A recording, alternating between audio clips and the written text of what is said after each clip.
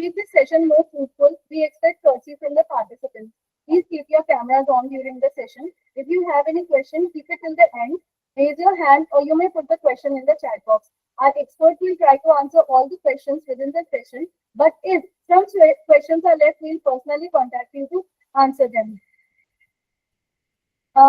Good morning, everyone. On behalf of Edtalk Consulting, I am Anuradha K. I am CEO of Edtalk Consulting. I welcome you all. We are a premier educational consultancy dedicated to guiding students, parents, and children towards academic and personal success. Our team of experienced counselors provide tailored strategies ensuring each child's unique needs and potential are fully realized. We are happy to have you with us. This is our third session of Art and Science of Parenting. In our previous sessions, we were acquainted with basic concepts of parenting. Taking it forward, we have with us Ms. Renu Srinivasan. She is an educator, mental health professional. She has a strong experience both as classroom teacher and as principal for mainstream and inclusive schools. She has been a teacher trainer and academic auditor across schools in pan-India. Renu ma'am is an emotional counselor and panel adoption counselor with Department of Women and Child Welfare, master trainer for trauma-sensitive care and trainer for lay emotional counselor. She is double postgraduate in economics, psychology, and holds BA degree and certificate in SLD. Ma'am, thank you so much for giving your valuable time and coming on Edtalk's platform. The first basic question that we have with us is what is self-esteem and what are the indicators of self-esteem? Thank you, Anuradha, and I would like to thank Edtalk Consulting as well as so many people who have joined us today. And there are so many of my colleagues also who are here. So hi to all my colleagues. And yeah, so coming to the topic, what is self-esteem? Self-esteem is basically a sense of self-worth, how I think about myself. So self-esteem can be positive or it can go towards the south. So when we have what is in layman's term called high self-esteem, it actually means I have a high self-worth about myself. So what does that high self-worth or low self-worth mean? High self-worth is not really a concern because people with high self-worth are able to manage wherever they are in whatever situation. But I would like to just talk about some of the characteristics that show up when people have low self-worth. They lose interest in life. They develop fear of failure. They lose confidence in self. They have a low self-confidence, become very oversensitive to feedback. They could be alone, meaning lonely, though craving for company.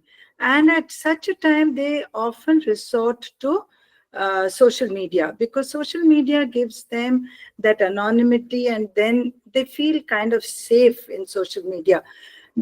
Because their self-worth is low, they feel that I don't fit in, I'm not okay. Whereas social media gives that sense of anonymity. They have difficulty making friends, real-time friends and socializing in real time. They feel worthless. I mean, though others may not say that you're worthless, but they may feel intrinsically, they feel little worthless about themselves and compare themselves negatively with others. Often people end up in being the flight, fright or freeze mode. We've heard about this. There's also a fawn mode. A fawn mode meaning where I'm out to please everybody. And the reason why I want to go all out to impress everybody is I feel safe and secure over there. Then I feel that, yeah, people are there. If I'm pleasing others, so they'll be nice to me. One point to remember is self-worth or self-esteem everybody has. And it is not only with children, it is also with adults. If as an adult I have low self-esteem, I definitely will not be able to perform to my best, even though I may have good potential. Now, one very important thing that I would like to highlight over here is people with high self-esteem do not hesitate to seek help. It is when I have a low self-worth that I feel hesitant to seek help. So that is something that we can all take away, because seeking help is not a sign of weakness, it is actually a sign of strength. I hope that covers your question, Anuradha. Yes, ma'am, absolutely. The this detail leads to another question in my mind, which is what are the effects of self-esteem on children? Yeah, so while I'm going to talk about what are the effects of self-esteem, I would just like to touch about what are the things that go into create my self-esteem as an individual, whether I'm a child or whether I'm an adult. Now, we all face challenging times. I mean, if there is any adult, any person in this gathering saying that, okay, I've never had a problem in life and I oh, life is, it's only uphill. They are the lucky people who make it uphill for themselves. It's not as though they have not faced challenges. They know how to deal with the challenges. Now what's happening is every year new challenges are surfacing. I mean, and parents generally, we tend to fall back into, oh, when we were children, my parents did this, so I must also do this. But every 5 years, there's a generation gap coming, in the sense of generation gap would always be there, in the sense that new challenges are coming. I'm probably in your grandparents' generation. What I saw as a parent, or what my parents saw as parents, are very different from what I see in my grandchildren today, and what parents see in their children today, present day parents of young children. One of the things that really goes into affecting self-esteem is if they've had any childhood trauma. This childhood trauma could be, see, now there's wars being fought in so many parts of the world. Now, in wars, children lose their parent or parents, they get separated from parents, they're put in shelters, they have to live in shelters for some time, and picking up threads after that is quite difficult. So any trauma one is war, the other is if parents have been jailed, if there has been separation of parents, if there has been death of a parent, accident, abuse, verbal abuse, as well as sexual abuse. All these cause childhood traumas, and they do affect people throughout life. The good part is, if it is addressed and resolved, then it does not really, then the children in their adulthood can take it forward. The other thing that we would have heard parents think and talk is the information revolution and impact of the social media. Again, one of the things is we are getting lesser and lesser into real-time interaction, and we are getting into that virtual mode. That also takes away our confidence of dealing with everyday life situations. The changing socio-economic fabric that I just mentioned. Nowadays, people are more ambitious, nothing wrong in being ambitious, and they spend long hours at work. The IT revolution has also created a situation where we spend long hours at work and we are not available to children uh, during the time they are at home. And they have to deal, when they come home also, they have their work pressures, they have their deadlines. I remember when we were raising small children, my husband would leave by 8:30, 8:45, come back by 6. Before 6, he was home. So children got that time, but today they don't have that luxury of having both the parents at home when they are at home. I mean, nothing wrong with the parents, it's just that the life situation has changed so much. Sometimes children perceive neglect. It is not that they are neglected, but they perceive neglect. And often I've heard children tell me, my parents are there. They give me presents. They give lots of gifts. But I would rather have their presence with me, to be able to talk to me, spend time with me, play with me.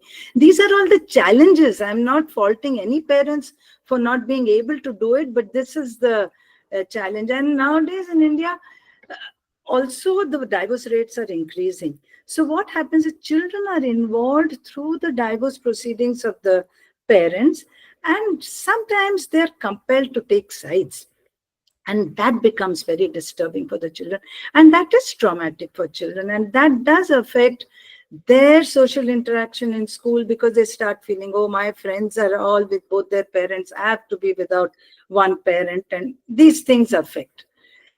Other than that, the specific challenges 0 to 10 years, okay, 0 to 3 to 5 is tough because physically parents have to really do a lot.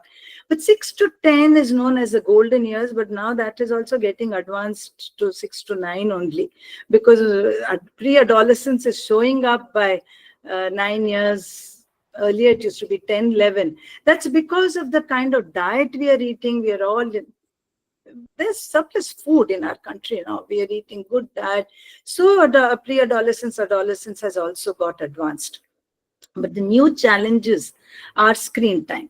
Now, parents, even when their children are, say, 3 years old or 4 year old, they have a tendency, like yesterday I was going out somewhere and I was passing by a mother and a young child. She has a bowl of food um, in her hand, and she's sitting, taking the child to the park. The child is running all around the park and she's feeding. Now, when you sit to feed, you should feed. The concentration should be on feeding. And parents also tend to, I don't say all do it, but some do tend to give that screen and give that mobile in hand and say that chalo khana khila diya, kaam khatam ho gaya, that kind of thing. Handheld gadgets to children is actually like setting them up the path for addiction, because we do it for convenience. We have work, we put on the TV. I would say the TV is less of a challenge than these handheld gadgets. And children, parents say, my 2-year-old is able to navigate YouTube, get the channel that he wants. Very good, good. But then we must also monitor how much time, not more than, till the child is about 5 years, there should be no handheld gadget. TV chala do. The TV is far away. You don't play with your fingers and you don't explore so much. So TV is better actually. Then by the time they are 10, they are towards leaning towards their peer group. Parents find it very difficult. I remember telling my son, I've lost the son, my daughter also, I've lost the children I knew. You're no longer what you were. The other thing that has also become increasingly this thing is, now academics has become compulsory. So what happened earlier in the joint family system, agrarian economy, farming economy, everybody had a place. It was a very inclusive setup. But now some children are not cut out for academics. And they, by the time they are, say, 8 years, they are at, their risk is visible even at 5 or 6. But when at 8 they go for a formal assessment, they could be identified with specific learning disabilities. And this is a very big challenge. And the child knows that I am different from the rest of them. And internally, the child starts developing low self-worth, because he is not like his peers. Then what about the 10 to 18 years old age group? What are the thing? Again, by 10 to 18, they are all on social media. They're looking at this. And while the government says, law says below 16, you should not be on social media, they're all out there. Peers become important, but they still need their parents. The parents are a real anchor for them. If parents look confused or anything, then, and if parents also have difference in opinion, children also start manipulating, and it affects them also. It affects them also. Increased mental health challenges due to social isolation and screen time. Risk taking is high. Actually, while the brain has started developing right at our fetal stage, The final development happens. Any guesses, if people can put on the chat? I can. Any guesses when the brain gets completely developed? What age? And 24, Shubha. Yeah, 28, 24, 25. Good. This is a very enlightened crowd. I don't think you need this session then. It is around 24, 25, 21, 22. In fact, Netherlands has made 23 their adult age because they are not able to take their decisions. They're not, their ability to discriminate, to plan, to prioritize is not yet ready. That is why we see a lot of accidents also happening in the older adolescents. Anuradha, this with this preface, how does self-esteem impact children? It impacts their academic performance. It impacts health, both mental health and physical health. Now, how is academics impacted? Sometimes they will not be interested. They are tense. They are not able to concentrate in class. They are not able to concentrate at home because their mind is always working behind scenes as to what happened, what could I do, why was I made to feel this way. The other thing is children who have any special needs, they also start feeling little challenged because they're not really like their peers.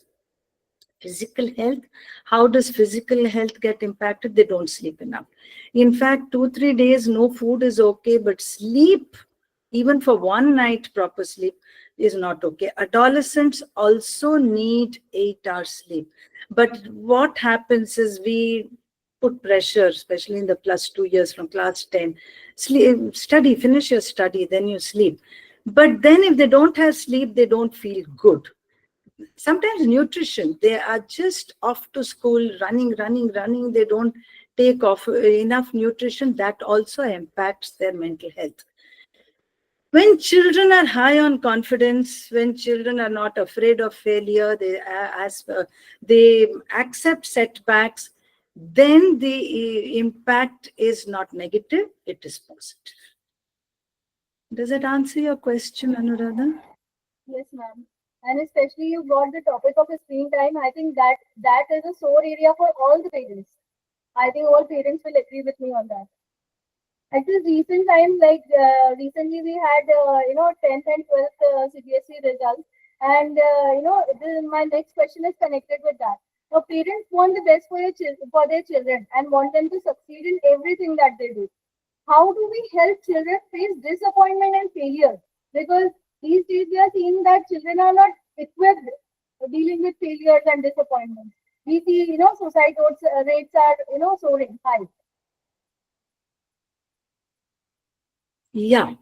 So here I want a slight change. It may seem counterintuitive to parents and adults and teachers, all of us who are present here, how to cope with failures and disappointments. I think that's your question. For that, if we have to really help our children to cope with disappointments and failures, as parents, we have to be okay with their failures. We tend to say, how could you do so badly? My nephew did this, your cousin did this, your friend did this. So first of all, we have to be accepting. And to do that level of accepting, we have to come first to be aware of how we are. How do we cope with failure? How are we dealing with disappointments in life?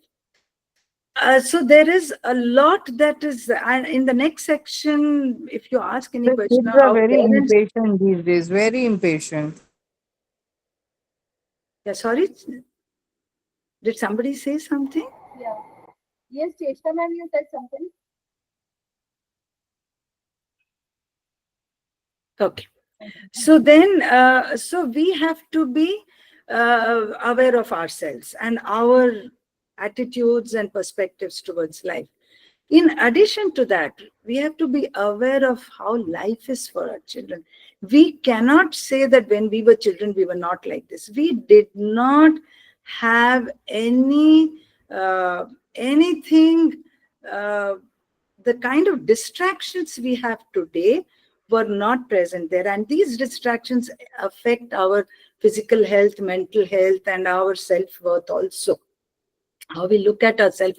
If on the social media I posted something, I didn't get a like for the next 15 minutes, already children are feeling, oh, nobody's bothering, nobody's seeing, nobody's, giving me a like.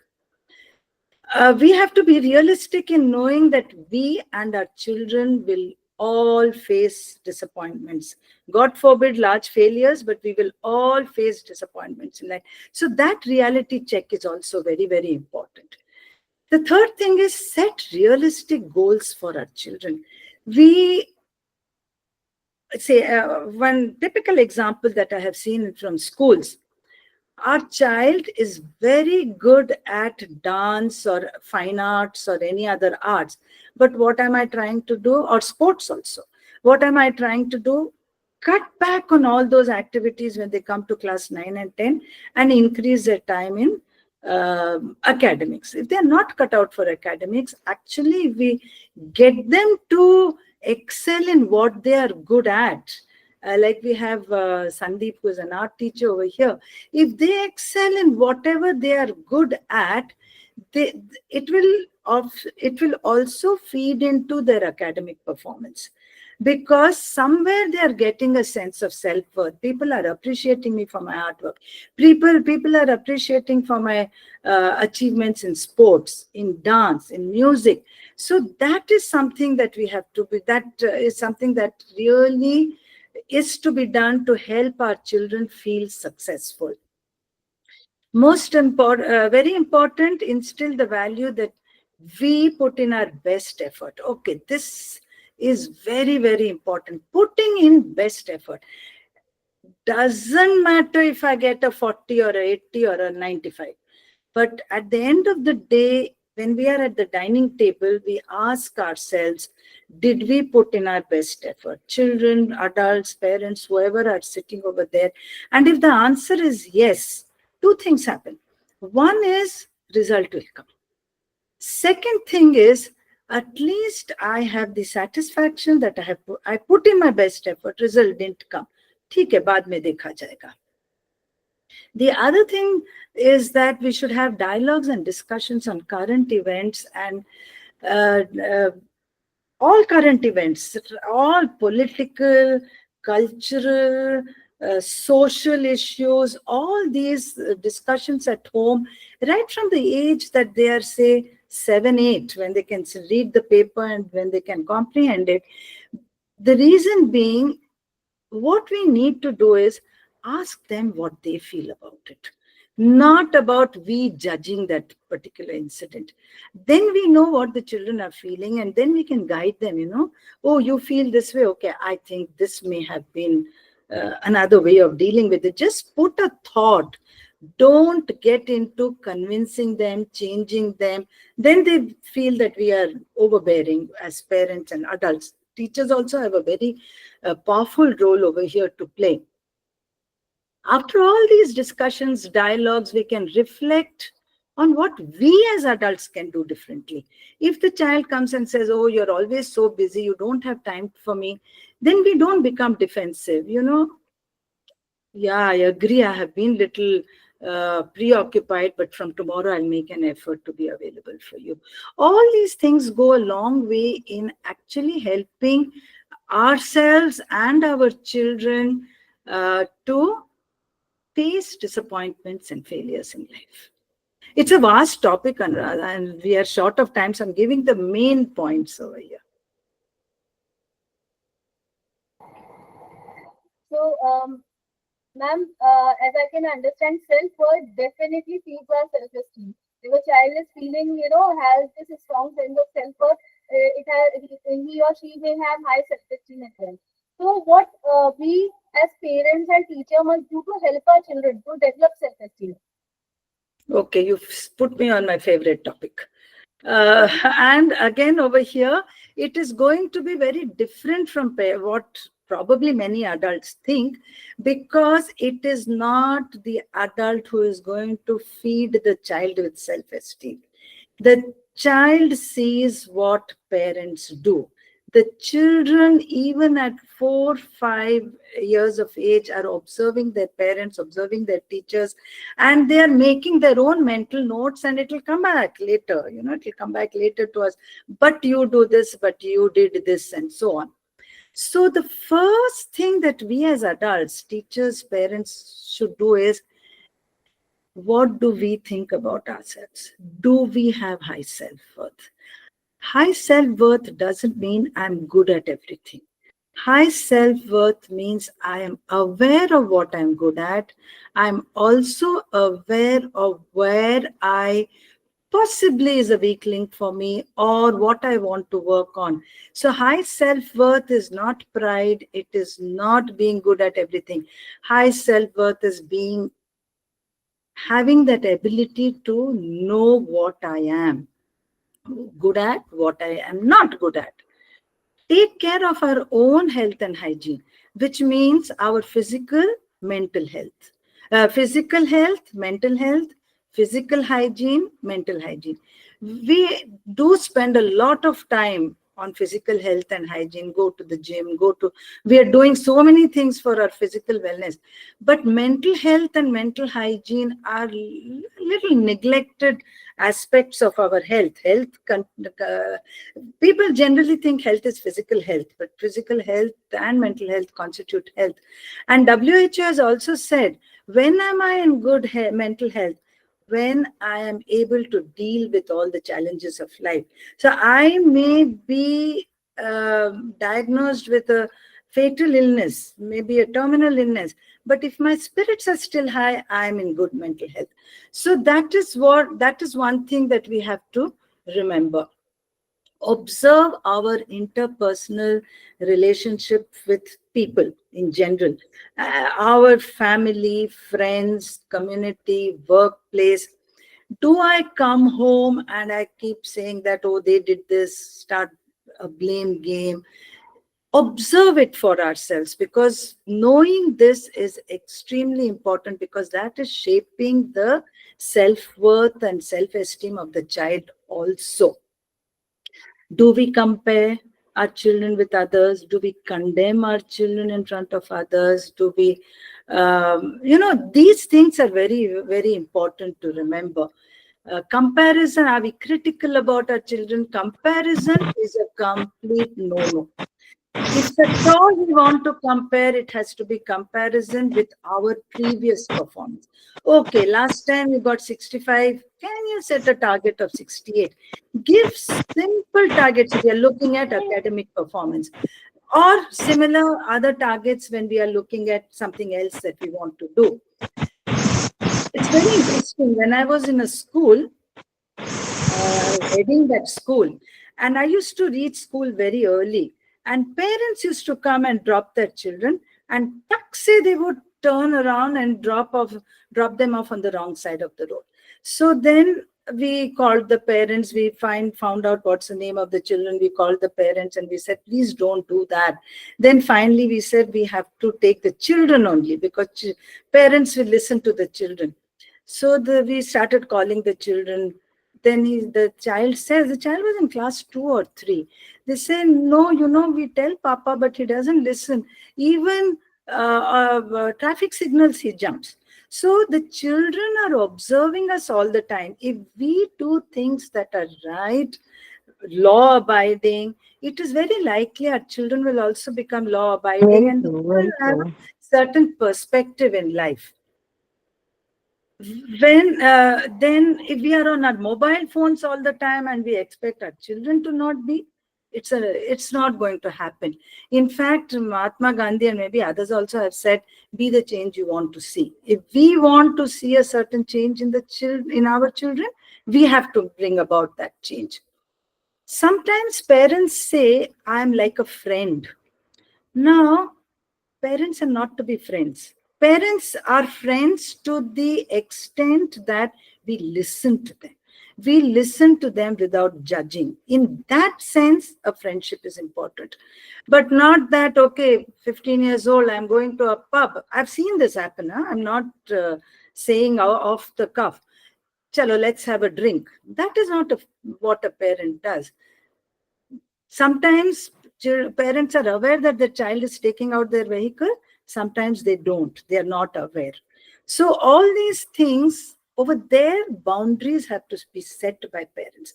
It is, and how? Not by a top-down approach. It has to be that uh, I let us have a discussion. Let us talk about it. Okay, you want to drive a car at 15. You've observed me and you've seen how the gears change, you know all those things. But tell me what could happen if you start driving a car at 15. So we can then talk about the legal aspect. We can talk about the brain development aspect. We can talk about many other aspects, safety for ourselves, safety for the people on the road. So many things we can talk about. So dialogue, discussion, very, very important. For younger children, if we are going to decide that we are going to give something to them, give it. But don't put conditions like, if you get 80%, I'll give you a bicycle. If at all you say, okay, your exams are approaching, you finish your exams, then I'll buy you the bicycle. But choose our battles. Consistent and firm parenting is very, very important, and children appreciate that. And we appreciate the effort, never mind the marks, but let us appreciate the effort and say that, okay, I've noticed the last 3 days you've been really putting in a lot of effort, be it in your football, be it in your academics, be it in your art, wherever it is. Appreciate, because children do appreciate very firm and consistent parenting, because they feel safe and secure. They know there's no double message coming. They know that my parents mean business and they are there for me. Very important. Here I'll spend 2-3 minutes. The last point. Okay, two points more that I wish to cover is, be aware of what is happening around us. Be aware, stay in touch with what technology the people are with. In fact, I'm not on all these Insta and Snapchat and all these things. But as parents, it is important for us to have an account, because we know what is going on, what is trending among the teenagers and the younger youth. So what are the current technological trends? What are the current social trends? If people have, many of us over here, maybe most of us have watched the movie Adolescence. Please watch it. The last episode talks about how parenting, they share their aspects of parenting. It is quite insightful. We may also get some insights. There are lots of good shows, good movies on Netflix on parenting and mental health issues of children. Watch it. The last point that I want to do, and I'll probably spend a little time, because it is again a very counterintuitive thing. When we as parents look at certain behaviors of children, our immediate urge is to correct the behavior. What we don't realize is that this behavior is a call for help. This behavior is just a manifestation of what I am going through.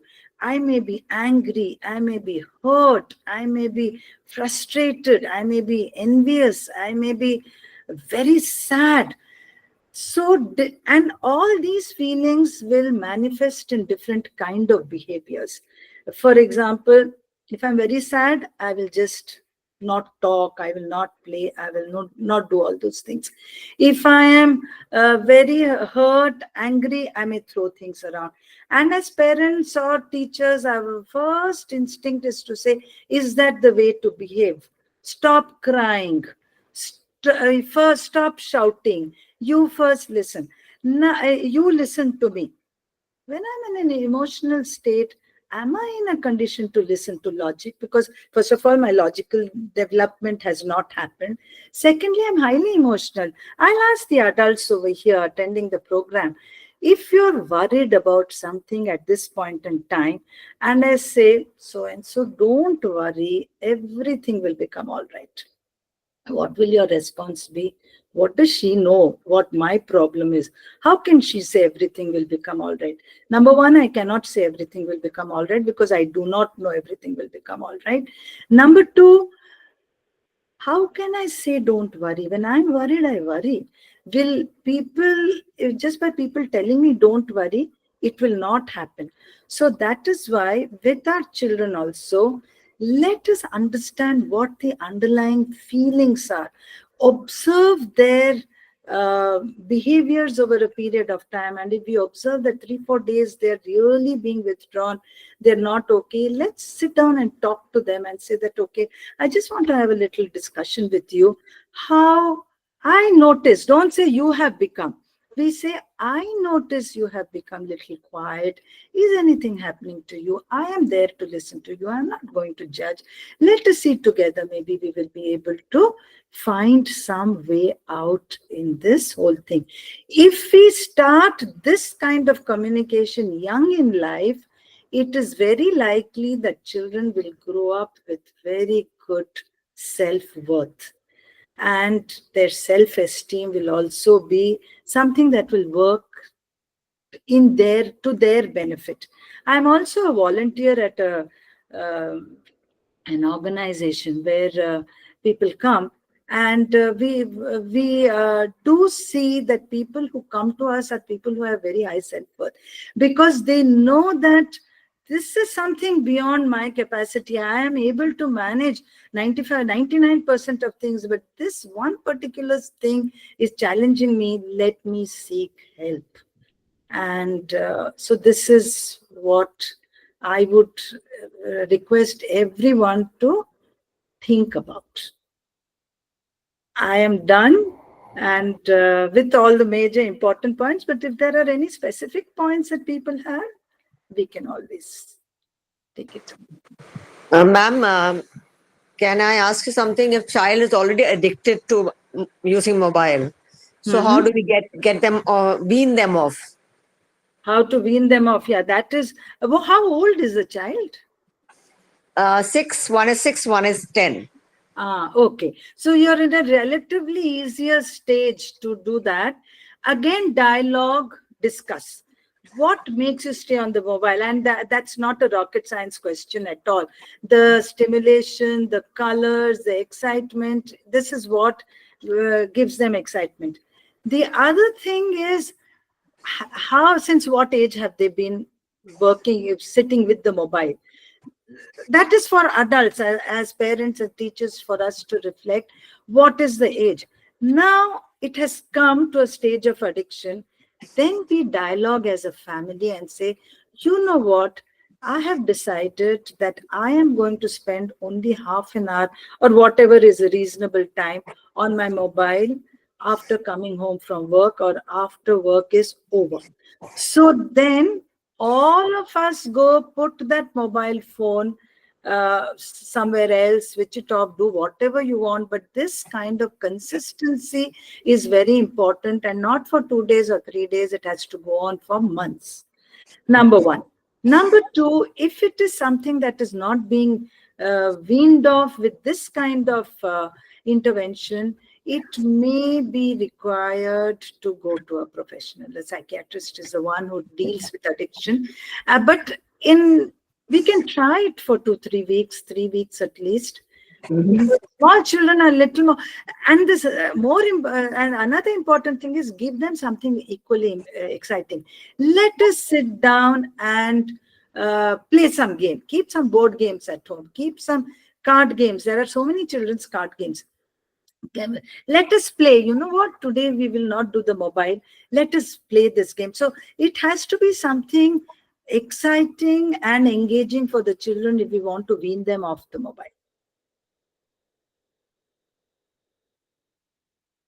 Yeah. Does that answer your question? Does it seem doable, Rajit?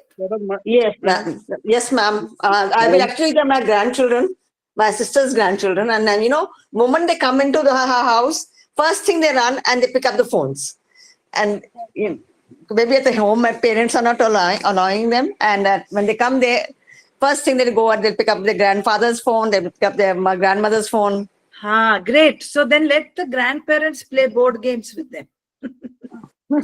Read stories to them, listen to music, dance, whatever they can do, something exciting. Because That's a everything is nice boring one. after the phone. That's a nice one, Renu. Thank you, Badri. Madam, Thank you, madam, Pooja. my child, 7 years old. Yeah, Mukhtar, is it? Yeah, Mukhtar. Thank you, ma'am. Welcome, Rajit. Is Mukhtar trying to say something? Yes. I think he's Has frozen. frozen, yes. Yeah. Anybody else has any question you can ask? I think a screen time is a pain area for every parent, including me. Okay. What I would say is it is a pain area for the parents, no doubt. Who made it a pain area? Is my question. Because we are busy, we say, okay, you play this game. And we sit the child with the game. It's so Yes, Mukhtar. stimulating. So She, then, my child 7 years old. huh,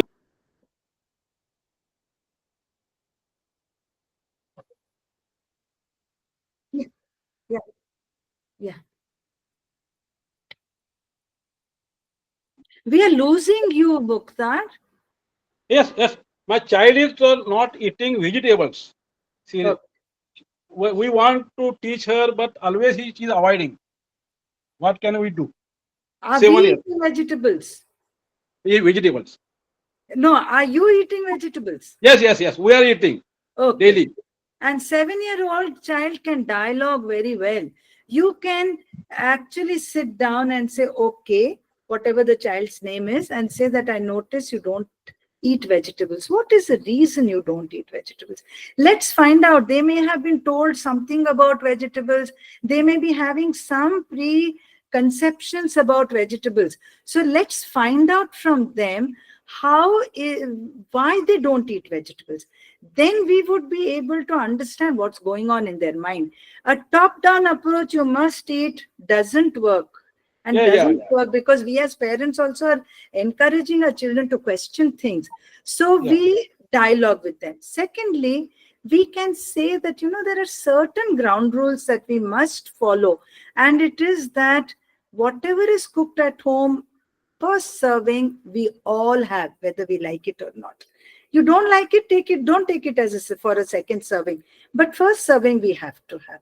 But not at the dining table. It has to be all dialogued and discussed when we are all little relaxed and all, not when we are already, the child has said no and then we are setting rules. That won't work. Yeah. That's it. Thank you, madam. Thank you. Thank you. Sandeep sir also has a question. Sandeep sir, please tell.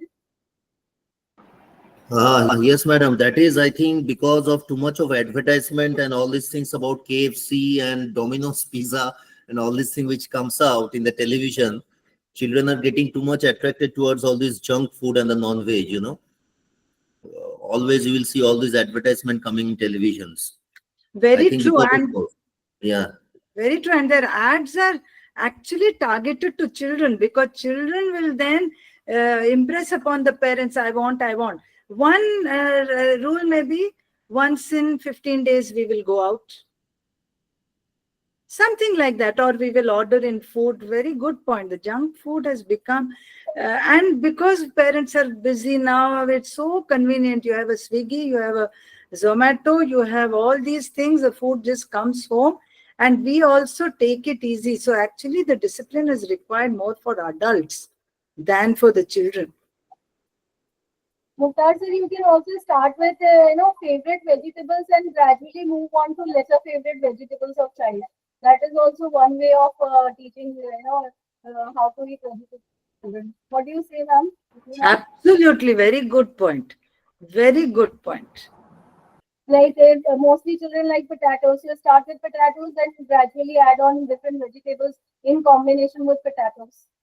Potatoes also you will see they like those deep fried, those French fries and all, which is not at all healthy. Proper potato, if you do something home cooked, they will not like that. They're only going for all those deep fried, those French fries. That is also means result of this marketing which they always sees in television and all. True, very true, Sandeep. But at the same time, we as adults have the power and the ability to guide them, to Yeah, take yeah. them away and to talk through discussion. Why is junk food tasty? Let them speak first. After they have spoken first, then we put in our agenda slowly. Yeah, Shubha, parents are in a hurry all the time. Very true. Thanks, Shubha, for joining. Renu ma'am, I would like to ask one thing. Since these are the times when both the young parents are working and they may have a single child or maybe two, not more than that. So, what exactly within their seeing in their schedule paucity of time? What are the points they can follow so that they can raise a happy and a child whom we say okay, child well brought up child. So with keeping in mind that they don't have much time to be spending with them, so are there few things maybe on weekend or something which must be done with their child or their children that can keep can take care of these things? Yeah, very valid question, Poonam. Uh, in my mind, what comes is today there are so many options of part-time work and things like that. When the children are young, actually, right through, children are children all their lives. I mean, a science book had very nicely said that all animal species become independent, but we depend on our grandparents also for our upbringing. A couple of things. If we have the option to take on a part-time thing, then that would be a good option because children really need our time. And time, we talk about quality time. Of course, quality time is good, which means communicate, which means listen to them, play games, even if it means putting away vegetables, sorting out vegetables from the grocery bag and put them, it's also a pre-math skill. But group these vegetables according to whatever, all same vegetables together. Spending time in routine, mundane things is very important. Secondly, give them domestic chores. They must age appropriate domestic chores. They must make their bed once they're a little older. I think by 8 or 9 years they can make their bed. It should not be that everything is done for them. They should have the value of work and contribute to physical work and manual work at home. Third thing is, we have to, I know we have pressures at work, we have to do all that, but if we can actually come back and interact with them for at least half an hour, 45 minutes, not just transactional things like, okay, is your homework done? What was your homework? Is it done? Have you finished it? What marks did you get? These are all very superficial. We have to actually connect with them again at their feeling level. How was your day? Are you happy at the end of the day? Could you do what you wanted to do? Is anything that you would want to talk about now? At least that connect is required. Connect is required because parents are spending really long hours today at work. But if parents have the luxury and if one of them can work part-time, and then again grandparents play an important role. But again, more and more we are becoming little nuclear families. But I know of people who drop their children in the morning with the grandparents, but then new solutions give rise to new problems. Grandparents will indulge when they can't, because all said and done today, grandparenting is also happening at an older age. So we also do not have that energy. Mobile लेके बिठा दिया या TV लेके बिठा दिया. So then we have to also have a very good thing with with grandparents as to where they can play. They give them good food, no ordering junk food, no giving them handheld gadgets. TV देना है तो 1 घंटा half an hour negotiate with them before the TV is actually switched on, so that they know that now for 5 minutes is left, I'm going to call you. They will be ready, but it requires tremendous patience and lot of dialoguing, conversation, setting expectations. All this is very, very important. Ma'am, Boundaries. one of our participants, Megha ma'am, has asked a question. How do I enlighten my child to understand his attitude and interest? Because I'm not a child psychologist. How do I make my child How do understand? how do I analyze my child to understand his attitude and interest? Because she's saying she's not a child psychologist, so how she could do as a mother? First of all, mothers are very intuitive. We all don't need to be child psychologists. The second thing is observe the behavior of the child and try to connect where it could be coming from. And also observe our own behavior. Mother, parents, grandparents, whoever live in the house, let us observe our own behavior. Where is the child picking this up from? We often, older children, say adolescent children, parents have a tendency to say, oh, because he is in bad company, he has become like this. There's no company that is bad company. Now, if my child does not get emotional support at home, my child is going to seek it outside. And what is a comfort he will get? In friends who are non-judgmental, who will listen, and that role has to be played by parents at a very, very young age. And then when they say na pani sir ke upar se nikal gaya, so at that stage we realize that their friends are probably into drugs, they're trying alcohol, they're doing all these things, social media, and bullying on social media is also very, very that's a different topic for a different day maybe. But they go into all this because they are seeking emotional support. If at home we give that emotional support, they will be fine. Next thing is, why am I not able to give emotional support? Am I dealing with some childhood trauma? Am I dealing with difficulty with my in-laws or my parents? Am I having a bad marital relationship? What is it that is happening to me? So in fact, even in our counseling center, when parents come and say, please counsel the child, we don't take the child, we take the parents, because we want parents to understand what is going on there. Is there death of a very close relative for the child with whom he binds? So these things are to be looked into, which adults can look into. Children can't process all these things. So even adolescents can't process. So we as parents would have to process what our attitudes are, what our perspective of life is, what we are doing, and what we are exhibiting in front of the child. If we can look at that little bit, maybe you will get answers to your questions, and talk to the child. What's troubling you? What is happening? Why do you behave this way? I don't understand. I want to understand what's happening to you. And don't judge. When we speak, we must not judge. Ma'am, I always say that parenting is a proactive thing and not a reactive thing. So we have another participant, Tejaswini ma'am. She wishes to ask a question. Tejaswini ma'am, what is your question?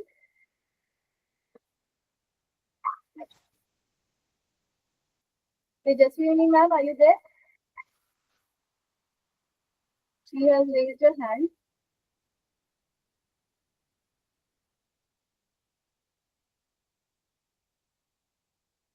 Okay, maybe some internet.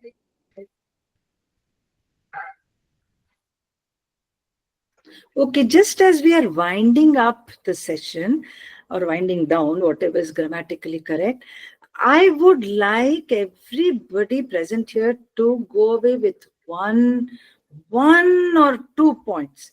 One is self-awareness as adults. Second is connect at the feeling level, whether it is with a child or with another adult. Let us observe what feelings people are going through, children or adults in the family, and let's connect at the feeling level, because when there is a tussle between the heart and the head, it is always the heart that wins. So if we can connect at the feeling level, we would be able to actually set 99% things, put 99% things in place. That's it. Sorry, I'm not going to talk anymore. Yeah, thank you, Renu ma'am. We have jotted down some very, very important points as far as since parenting is a very, very responsible part of our life. So it is, valuable points or such things from time to time. It actually helps us a lot. So thank you so much. Thank you, Renu ma'am. It was wonderful session. I am not a parent though, but I have learned a lot. So actually, as grandparents, we are very active parents, though in the olden days it was not like that. We have become secondary parents for our grandchildren. thank you so Thank much. you, Lovely Renu. session. Thank you. Thank you, Renu. Thank you, Badri. So with this, we'll wind up the session. I would like to thank all the parents and grandparents, for that matter, who have shown such interest in understanding such subtle yet powerful part of our human psyche. I hope this session is useful for you all. You can contact us for personalized coaching and counseling at any time. Renu ma'am, we are so thankful to you to give us such valuable time. Because we know you are always busy. Thanks for sharing such pearls of wisdom with us. Your experience as a technician and as a counselor is amazing, and we got to learn so much from you today. So thank you everyone, and happy Sunday to you all. You can always contact Edtalk for any kind of personalized coaching and counseling if needed ever, anytime. Thank you, Poonam ma'am. Thank you, Renu ma'am. Thank you all. Thank you all the parents, teachers present over here, and Poonam and Anuradha for giving me this platform to share my experiences. Thanks. Happy Sunday to you all. Thank you, ma'am, and we hope to get to these sessions more in future. Yeah, thank you. Okay, bye. Bye.